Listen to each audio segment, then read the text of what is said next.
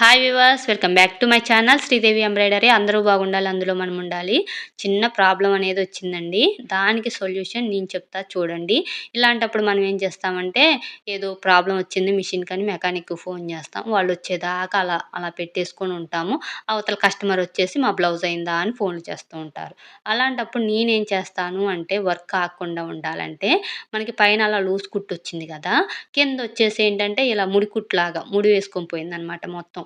కుచ్చులు కుచ్చులుగా వచ్చింది. ఒక్కోసారి క్లాత్ కూడా డ్యామేజ్ అవుతుందండి. ప్రస్తుతానికైతే నాకు అలాంటి ప్రాబ్లమ్ ఏం రాలేదు. ఇలా మొత్తం పైన ఉన్న సిల్క్ థ్రెడ్ మొత్తం కుచ్చులాగా వచ్చింది. ఇలా ఎందుకొస్తుంది అంటే, బాబిన్ దగ్గర ఉన్న థ్రెడ్ అంటే మనం బాబిన్‌లో పెడతాం కదా థ్రెడ్, ఆ థ్రెడ్ అనేది ఫ్రీగా మూవ్ అవ్వట్లేదు. టైట్‌గా వస్తుంది. అలాంటప్పుడు ఇలా జరుగుతూ ఉంటుంది. దీనికి సొల్యూషన్ వచ్చేసి నేను చెప్తా చూడండి. ముందు బాబిన్ కేస్ ఓపెన్ చేసి క్లీన్ చేసుకోండి.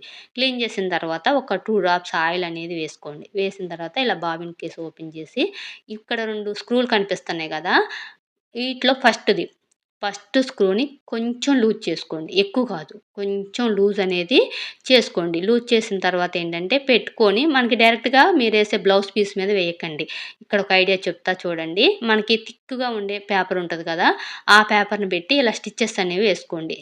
ఇలా వేసేటప్పుడు మీరేం చేస్తారంటే, హ్యాండ్‌ని అటు ఇటు మూవ్ చేస్తూ ఉండండి. అంటే హ్యాండ్ ఎంబ్రాయిడరీ చేస్తారు కదా, అలాంటప్పుడు ఎలా అయితే మూవ్ చేస్తారో అలా మూవ్ చేస్తూ ఉండండి. కొన్ని స్టిచెస్ అనేది వేసిన తర్వాత రివర్స్ చేసి చూసుకోండి. మీకు ఎక్కడైనా కుచ్చులాగా అనిపించిందనుకోండి, మళ్ళీ కొంచెం లూజ్ చేసుకోండి. నేను ఒకసారి చూసాను.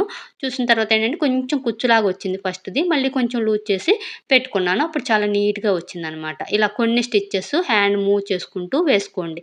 ఇలా వేయడం వల్ల ఏందంటే, ఒక్కొక్కసారి మనం లూజ్ చేసింది మళ్ళీ అలానే వచ్చిందనుకోండి, ఈసారి క్లాత్ లాగిందనుకోండి హోల్ పడిపోద్ది. ఎందుకంటే ఆల్రెడీ స్టిచెస్ చేసింది కాబట్టి హోల్ ఖచ్చితంగా పడిపోతుంది. అలాంటప్పుడు ఇలా పేపర్ మీద వేసి చూసుకోండి. ఇలా నాకు స్టిచెస్ అనేది ఇలా వచ్చాయి. ఇలా వచ్చిన తర్వాత వీటిని రివర్స్ చేసి చూశాను.